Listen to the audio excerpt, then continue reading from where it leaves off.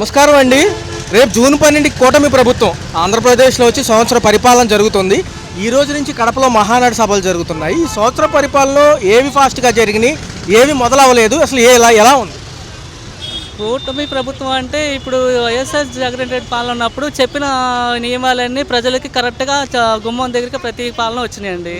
ఇప్పుడు ఏంటంటే ప్రతి పింఛన్ కానీ లేదంటే యువతకు ఉద్యోగం బాబు వస్తే జాబ్ వస్తుంది అన్నారు. ఇప్పుడు ప్రభుత్వం వచ్చి దాదాపు 6 నెలలు పూర్తవుతుంది. ఇంతవరకు విద్యార్థి ప్రభుత్వం యువతకైతే ఎటువంటి న్యాయం జరగలేదు మాకు తెలిసినంత మటుకి.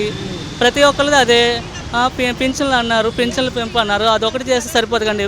అదివరకు జగన్ గారు ఉన్నప్పుడు ఇంటింటికి వచ్చి ప్రభుత్వం అని చెప్పి ప్రతి పింఛించేది. ఇప్పుడు అంటే వయసులో ఉన్నవాళ్ళు నడిచి వెళ్ళి తీసుకొచ్చుకునే వాళ్ళు స్తోమతుంది. పెద్దవాళ్ళకి తీసుకొచ్చుకొని పడిగా అప్పుడు కాసేంత ఇది లేదు కదండి. చాలామంది ఇప్పుడు వాతావరణం ఈ 2-3 రోజుల నుంచి కొంచెం చల్లబడింది. మొన్నటిదాకా పింఛన్ తీసుకోవడానికి అంతమంది ముసలోళ్ళు పడిపోయేవాళ్ళు, కళ్ళు తిరిగి పడిపోయిన వాళ్ళు ఉన్నారు, చనిపోయిన వాళ్ళు ఉన్నారు. వీళ్ళందరినీ పట్టించుకుంది ఏం లేదు. ప్రభుత్వం ఏం చేసింది, ఏం సాయం చేసిందండి? యువతకి ఉద్యోగం చేయాలి, ఇంటింటికి ఉద్యోగం అన్నారు. ఏ ఒక్కరికి ఉద్యోగం ఇచ్చింది చెప్పండి ప్రభుత్వం వచ్చిన తర్వాత? చూసుకున్నట్లయితే జగన్మోహన్ రెడ్డి ప్రభుత్వంలో వాలంటీర్లు ఉండేవాళ్ళు, ఒక వ్యవస్థ ఉండేది. ఏదైనా ఇన్ఫర్మేషన్ కావాలన్నా 1-2 రోజులు ఏ విషయం తెలిసేది. ఇప్పుడు అసలు ఎక్కడ ఎవరు చేసినా కానీ ముందు కరెక్ట్గా ఎక్కడ ఈ సచివాలయాల్లో ఆ సెక్రటరీలు చేస్తున్నారండి. ప్రతి ఒక్కటి కరెక్ట్గా అడిగిన ప్రశ్నకి కరెక్ట్ సమాధానం కూడా లేదు.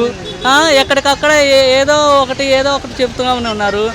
మనం ప్రతి విషయాన్ని మనం వెళ్ళి మనం శోధించుకుని ప్రతిదాన్ని మనం మాట్లాడుకోవాల్సి వస్తుంది. కానీ వాళ్ళు కరెక్ట్గా వచ్చి మనకి ఇదిగోండి మేడం ఈ విషయం కరెక్ట్గా ఇది చేస్తే బాగుంటుందని చెప్పి మనకు తెలియజేసిన వాళ్ళు ఎవరున్నారండి? ఇప్పుడు సొసైటీ గురించి కొంచెం బాగా తెలిసిన వాళ్ళు అయితే ప్రతిదీ అడుగుతారు. చదువులేని వాళ్ళు లేకపోతే మామూలుగా నిరుద్యోగులు వాళ్ళు ఉంటారు. వాళ్ళకి అడగటం ఎలా తెలుస్తుంది ప్రభుత్వం గురించి? వాళ్ళకి మాకు ఇది కావాలి అని చెప్పి అడిగితే కరెక్ట్గా చేసేవాళ్ళు ఎవరున్నారు చెప్పండి? రేషన్ కూడా ఇంతవరకు ఇంటింటికి డోర్ డెలివరీ ఉండేది, వ్యాన్లు వచ్చాయి. అవి కూడా తీసేసి జూన్ 1 నుంచి డిపోల్లో తీసుకోమంటున్నారు. వికలాంగుల పరిస్థితి ఏంటి, లెగలేని వాళ్ళ పరిస్థితి ఏంటి? అదే కదండి. ఇట్లాంటి వాళ్ళు అందరూ ఎవరిని వెళ్ళి అడుగుతారు? ఎవరు వెళ్తే కరెక్ట్గా పనిచేస్తారు చెప్పండి? మాకైతే మాత్రం కూటమి ప్రభుత్వంలో పెద్ద ఉపయోగం వచ్చింది ఏం లేదండి. జగన్ గారు ఉన్నప్పుడు ప్రజలు ఇంకో మాట అనుకోవచ్చు, జగన్ గారు ఉన్నప్పుడు జనాలకి డబ్బులు ఇచ్చి సోమరపోతలుగా తయారు చేస్తారు అది ఇదని. కానీ అలా అనుకున్నా కానీ ఎవరికి ఏ కుటుంబానికి జరగాల్సిన న్యాయం ఆ కుటుంబానికి అతను చేశాడు, కాదనట్లేదు. కానీ కూటమి ప్రభుత్వం వచ్చిన తర్వాత మేము ఇప్పుడు రోడ్లు వేస్తే సరిపోతుందా? సమాజం బాగుపడదుగా? లేకపోతే అంటే ఇంకోటి చేస్తే కార్యకలాపాలు రంగులు వేస్తే తగ్గిపోతుందా? సరిపోదు కదా. జనానికి ఏది కావాలో కరెక్ట్గా అది అందించి కూటమి ప్రభుత్వాన్ని కరెక్ట్గా సరి చేసుకుంటే నెక్స్ట్ వెనక జరిగిపోయిన ప్రభుత్వానికి ఇప్పుడు ప్రభుత్వానికి ఏంటనేది ప్రజలు అనేది కరెక్ట్గా సమాధానం ఇస్తారు. ఈ రోజు నుంచి కడపలో 3 రోజుల పాటు ఇవాళ రేపు ఎల్లుండి కూడా మహానాడు సభలు చేస్తున్నారు. 1 year పరిపాలనలో ఏం జరిగిందని చెప్పడానికి పెట్టారు, అసలు ఏం చెప్పబోతున్నారు? అది ప్రజలకే అర్థమవుతుందండి. ఇప్పుడు మనం చెప్పేది ఏం లేదు. ప్రజలకి ఏది అయితే న్యాయం జరిగిందో ఆ ప్రభుత్వం గత ప్రభుత్వంలో ఏమి జరిగిందో న్యాయము, ఇప్పుడు ఈ 6 నెలలు ఈ 6 నెలల ప్రభుత్వంలో ఏమి జరిగింది అనేది ప్రజలే డైరెక్ట్గా ప్రజల ముందుకే వస్తారు కాబట్టి ప్రజలే వాళ్ళకి నిలదీస్తారు. ఖచ్చితంగా మీకు నచ్చిన ప్రభుత్వం ఏదో సంక్షేమం పరంగా ఖచ్చితంగా మాకైతే ఖచ్చితంగా జరిగింది అయితే అనేది వైఎస్ఆర్ పాలనేనండి. ఈ కూటమి ప్రభుత్వంలో మాకు ఇంతవరకు ఏ న్యాయం జరగలేదు. ఏ ఒక్క ప్రభుత్వ ఉద్యోగ సమాధానం కరెక్ట్గా లేదు. మేమైతే అదే చెప్తాం. అవుతుందా నిజంగా? సూపర్ 6 అవుతుందా లేదనేది తర్వాత వాళ్ళ డెసిషన్ బట్టి ఉంటుందండి. చేసేది చేయింది అనేది తర్వాత సంగతి. మాకైతే ఇప్పుడు 6 నెలల్లో జరిగిన ప్రభుత్వంలో అయితే వైఎస్ఆర్ జగన్ గారి పాలనే బాగా నచ్చింది అండి. సార్ చూసుకున్నట్లయితే ప్రభుత్వ పనితీరులు ఎలా అనిపించాయి మీ అభిప్రాయం? ప్రస్తుతానికి అయితే బాగానే ఉంది, కానీ ఆ కార్యక్రమాలు 6 కార్యక్రమాలు ముందుకు వెళ్తే బాగానే ఉంటాయి. మా ఏదైతే ఉందో ఈరోజు 8:30కు మొదలవబోతుంది కడపలో. చూసుకున్నట్లయితే అనేక అంశాలు చెప్తున్నారు సార్. రైతు పరిస్థితి బాగాలేదండి. దాని గురించి చూసుకున్నట్లయితే ఈ రైతులకు పెట్టుబడి సాయం అన్నదాత సుఖీబాబు జూన్ 12ని ఇస్తామంటున్నారు. ఇంప్లిమెంట్ చేయలేదండి, ఇంప్లిమెంట్ చేయాలి. దానికోసం ఎలా ఉంది సార్? రోడ్ల వ్యవస్థలు ఎలా ఉన్నాయి సార్? రోడ్ల వ్యవస్థలు ఎలా ఉన్నాయి? రోడ్లు కొద్దిగా పర్వాలేదండి. కరెంట్ ఛార్జీలు భారంగా ఉన్నాయా? పర్లేదు, భారంగానే ఉన్నాయి, పక్కా భారంగానే ఉన్నాయి. గత ప్రభుత్వం సంక్షేమం మంది ఎక్కువ శాతం, ఇప్పుడు అభివృద్ధితో కూడిన సంక్షేమం అంటుంది ఈ ప్రభుత్వం. వ్యత్యాసం ఎలా ఉంది? వ్యత్యాసం అంటే ఇది ఇంకా ఊపందుకోలేదుగా, ఊపందుకోవాలి. సూపర్ 6 ఎలా ఉండబోతుంది అంటారు? ఖచ్చితంగా 4 పథకాలు జూన్ 12 అంటున్నారు. రానివ్వండి సార్, వచ్చిన తర్వాత చెప్తాను. చూసుకుంటే సార్ మరి కేంద్ర ప్రభుత్వం గట్టి సహాయం ఉంది కదా, 1 year ప్రొలాంగ్ అయిందిగా చూస్తున్నారు. అవుతుంది అనుకుంటున్నాం మేము. ప్రస్తుతం అయితే రైతు పరిస్థితి అస్సలు బాగుంది. మేము రైతులు. సార్, ఆధునికతతో కూడిన వ్యవసాయానికి సంబంధించి కూడా రేపు సభలో చెప్పబోతున్నారు. 3 రోజుల్లో దగ్గర దగ్గర 10 లక్షల మంది అంటున్నారు. 5 లక్షల పైచిలికే అనుకున్నారు మొదట. ఎలా ఉండబోతుంది? ఏముందిలేండి, మామూలు మీకు సభలు అంటే తెలియదు ఏముంది, మామూలుగా వస్తారు కదా, చెప్పిన దాన్ని బట్టి చూద్దాం. ఎలా ఉంది సార్? మిగతా వ్యవస్థలు ఎలా ఉన్నాయి? వ్యాపారాలు కానివ్వండి, పనులు కానివ్వండి.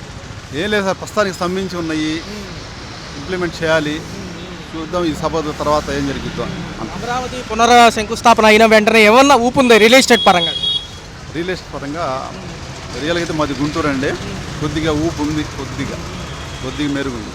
మాజీ ముఖ్యమంత్రి గారు అన్నట్టుగా ఈ మధ్యలో కడితే సరిపోయి ఉండేదా శాశ్వత భవనాలు గవర్నమెంట్కి సంబంధించి అమరావతిని అనేది?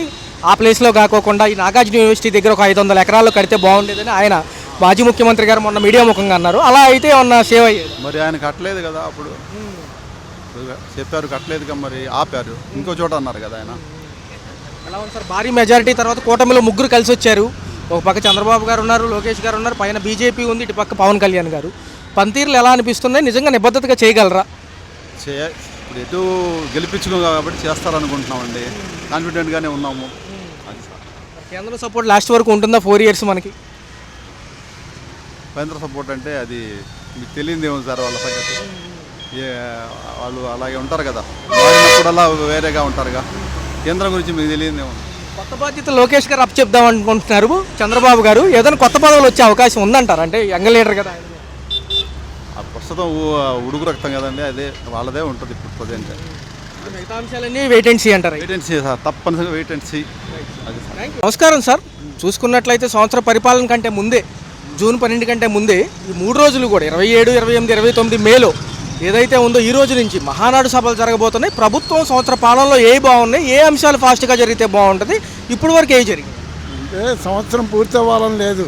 ఎన్టీ రామారావు గారు పుట్టినరోజు 28 కాబట్టి 28 నుంచే స్టార్ట్ చేస్తున్నారు. ఇప్పుడు మహానాడు 28 నుంచే చేస్తారు.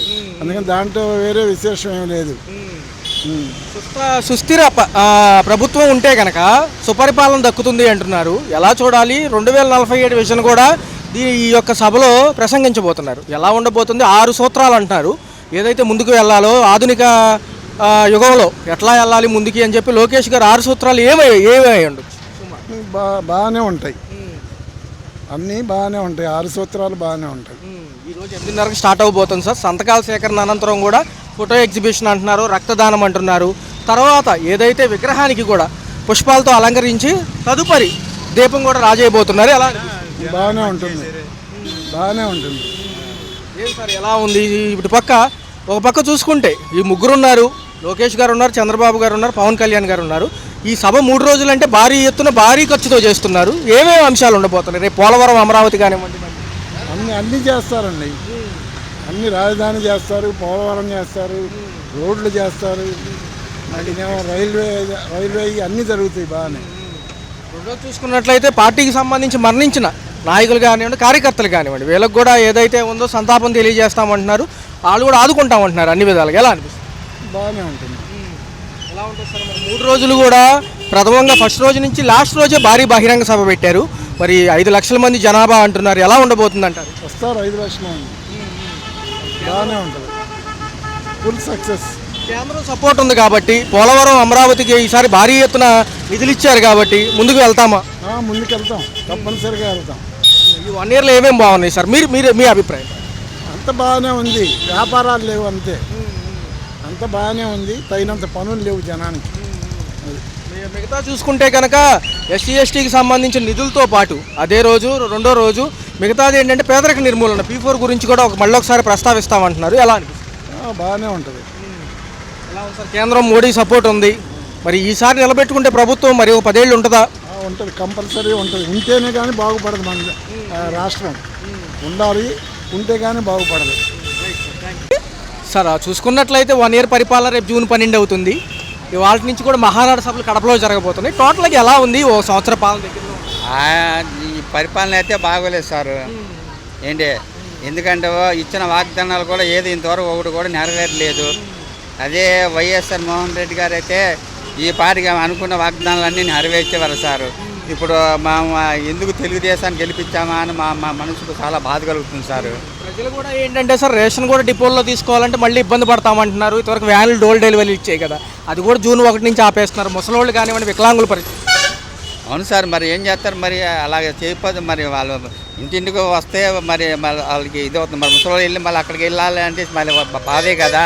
ఇప్పుడు వయసు వాళ్ళు అంటే మేము వెళ్తాం, అదే పనికి వెళ్ళే వాళ్ళు ఉన్నారనుకోండి, అక్కడికి వెళ్ళేటప్పటికి ఆలస్యం అయిపోతే మరి పనికి వెళ్ళలేము. అదే ఇంటికి వచ్చింది అనుకోండి, ఇంటికాడ ఆడవాళ్ళు ఉంటారు కాబట్టి గబాలను వేసుకుంటారు. దానివల్ల ఏంటంటే మాకు మగవాళ్ళకి ఇబ్బంది ఉండదు. అది జూన్ 12కి 4 పథకాలు అన్నారు, అందులో 3 ముందుగా ఇస్తామంటున్నారు. మరి మొన్నటిదాకా ఖజానాలో డబ్బులు లేవంది వీళ్ళే, భయం వేస్తుంది పథకాలు చూస్తే అన్నారు 6 పథకాల కోసం. మరి ఎలా చెప్పబోతున్నారు? ఈ మహానాడు సభలు దేనికి ఇప్పుడు ఉన్న పలంగా మళ్ళీ కరోనా అంటున్నారు. అవును సార్, ఇవన్నీ ఏంటంటే ఇవన్నీ మనం గీసామని అని చెప్పుకోవడానికి తప్ప దానివల్ల ఇప్పుడు మీటింగ్లు ఎందుకు అవసరమైందండి? ముఖ్యమైనది మనం పెద్దలకు ఏం చేస్తున్నామని ఆలోచించుకోవాలి తప్ప మనకి ఇది ఇది చేసామని చెప్పుకోవడం కాదు. మీరు చేసి చూపించండి. మిమ్మల్ని ఎందుకు ఎన్నుకున్నాం? మీరు బాగా చేస్తారనే ఎన్నుకుంది. ఇప్పుడు మాకు బాధ అనిపిస్తుంది. చక్కగా పరిపాలించడం, చక్కగా వాగ్దానాలు ఆ వాగ్దానాల ప్రకారంగా ఇచ్చేవాడిని మేము ఈరోజు జగన్మోహన్ రెడ్డి గారు మేము పోగొట్టుకున్నాం. మా చేతులారా మేమే నాశనం చేసుకున్నాం. చూస్తే వాలంటీర్ వ్యవస్థ ఫస్ట్ నిర్వీర్యం చేశారు రాగానే. వాళ్ళు ఉంటే కనీసం ఇంటికి వచ్చి అందించేవాళ్ళు. సరే వస్తున్నారు కాదంటలేదు, కానీ పారదర్శకంగా లేదంటున్నారు. ఎందుకు లేదు సార్? ఎక్కడ ఉంది అసలు?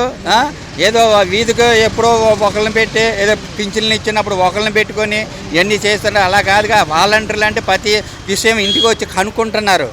జగన్మోహన్ రెడ్డి గారి పరిపాలన ఉన్నప్పుడు కూడా వాళ్ళు చక్కగా ఇంటింటికి వచ్చి చక్కగా ఏమి కావాలని, మీకు ఏ సమస్యలు ఉన్నాయి ఏంటని గట్టిగా అడుగుతున్నారు. ఇప్పుడు ఎవడు వచ్చి అడగట్లేదు. ఆ పింఛన్ టయానికి వస్తున్నారు, డబ్బులు ఇస్తున్నారు, ఏదో వెళ్ళిపోతున్నారు తప్ప ఎందుకని ఏ లేదు. ఆ గ్యాస్ బండ డబ్బులు అన్నారు.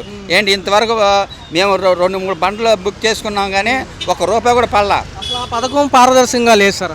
అసలు ఆ పథకం దేనికండి? ఇప్పుడు మీరు ఇవ్వలేని దానికి ఎందుకు చెప్పుకోవడం? ఇవన్నీ నెరవేరగల. ఇప్పుడు మీరు పలకమించిన భారం మీరు ఎందుకు పెట్టుకోవాలి? మమ్మల్ని ఎందుకు ఇబ్బంది పెట్టాలి? ఇప్పుడు మమ్మల్ని ఆశపడతాం కదా 3 గ్యాస్ బండ్లు అంటే. మరి అలాంటిది నువ్వు గ్యాస్ బండ్లకి మరి డబ్బులే లేదు. కొంతమంది పింఛన్లు కూడా తీసేస్తున్నారు. మరి కొంతమంది పింఛన్లు అది కూడా జరుగుతుంది. అవి కూడా జరుగుతున్నాయి. జరిగేది ఏంటి? జరుగుతున్నాయి కూడా ఏంటి? మరి అటువంటి వ్యవహారంలో తండ్రి మళ్ళీ మీరు ఏ విధంగా వస్తారు? మళ్ళీ మీరు రాలేరు. మళ్ళీ మీరు ఛార్జీలు భారీగా ఉన్నాయి. కరెంట్ ఛార్జీలు ఏంటి? ప్రతి ఇది కూడా భారీగానే ఉన్నాయి. ఏంటి ఆయన ఇప్పుడు జగన్మోహన్ రెడ్డి గారు ఆయన మందు రేట్లు పెంచారని ఆయన ఇచ్చారు. మీరేం చేశారు? మీరేమైనా తగ్గించారా? వాళ్ళ రేట్లు ప్రకారం ₹1 తగ్గించారు, అంతకని ఎక్కువ తగ్గించలేదుగా. ఇదివరకు ₹60-70 ఉండే చీప్ గోల్డ్, ఇప్పుడు 250 చేశాడు ఆయన. ఇప్పుడు మీరేం చేస్తున్నారు? 225 అలాగ ఇస్తున్నారు. మీరు ఏంటి కేసులు వీళ్ళని అరెస్ట్ చేస్తారు. అది మరి ఏంటి? మరి ఇది ప్లాస్టిక్ కవర్లో ఇది దాన్ని వద్దనుకున్నారు. మీరు ఇక్కడ కాదు ఆపేది. ఇక్కడికి వచ్చి ₹5,000-6,000 మనుషుల దగ్గర లాక్కోవడం కాదు. మీరు అక్కడ ఆపండి. మీరు అక్కడేమో సూట్ కేసులు తీసుకెళ్ళి మీరు అక్కడ ఇస్తుంటే మరి వాళ్ళు మాత్రం ఏం చేస్తారు? పెట్టుకోండి అంటున్నారు. వీళ్ళేం హామీలు ఇచ్చిన ప్రకారంగా నిబద్ధతగా పథకాలు అమలు చేసిన నాయకులు ఎవరంటే? పక్కగా పథకాలు అమలు చేసిన వాడు జగన్మోహన్ రెడ్డి గారు ఒకరు. వైఎస్ గారు ఆయన ఉన్నప్పుడు వైఎస్ గారు పరిపాలన ఆరోగ్యశ్రీ కార్డు పెట్టినప్పుడు అసలు మనుషులు ఎంతోమంది అనారోగ్యంతో బాధపడ్డ వాళ్ళు కూడా అసలు ఆయన్ని చాలా విమర్శించారు. అందుకని ఆయన 2 సార్లు గెలిచారు. ఏంటి 2 సార్లు గెలిచిన వాళ్ళు ఏం చేశారు? ఏంటి ఈ రోజుల్లో మంచి వాళ్ళని ఉంచారు. చక్కగా పరిపాలన. 3 రోజులు మహానాడు సభలు దేనికి? ఇంత ఖర్చు ఎందుకు? ఓ పక్క కరోనా భయం ఉంది, 10 లక్షల మందికి భోజనాలు, ఇవన్నీ చూస్తే అంత ప్రజల పైన భారమే కదా సార్. ఏం లేదు సార్, అంతా ఏంటంటే పెద్దల్ని నమ్మిస్తానికి, పెద్దల్ని గౌరవంగా పెంచుకుంటే పెద్దల్లో మాకు ఎంత సానుభూతి ఉందని తెలుసుకోవడానికి తప్ప ఇంకేదీ లేదు. అది ఇప్పుడు అంత అవసరమా ఏంటండి? అవతల పెద్దలు ఎంత బాధపడుతున్నారు అది ఆలోచించుకోవాలిగా. పెద్దల కోసం ఆలోచించారు. ఇంతవరకు పెద్దల కోసం ఆలోచించిన వాళ్ళు ఎవరు లేరు. ఇంతమంది ఉన్నారు. ఆ ఉమా గారు ఉన్నారంటే అక్కడ చంద్రబాబు గారు మొత్తం పొట్ట కోసం బతుకుతున్న వాళ్ళందరూ పొట్టలు కొట్టాడు మరి ఆయన.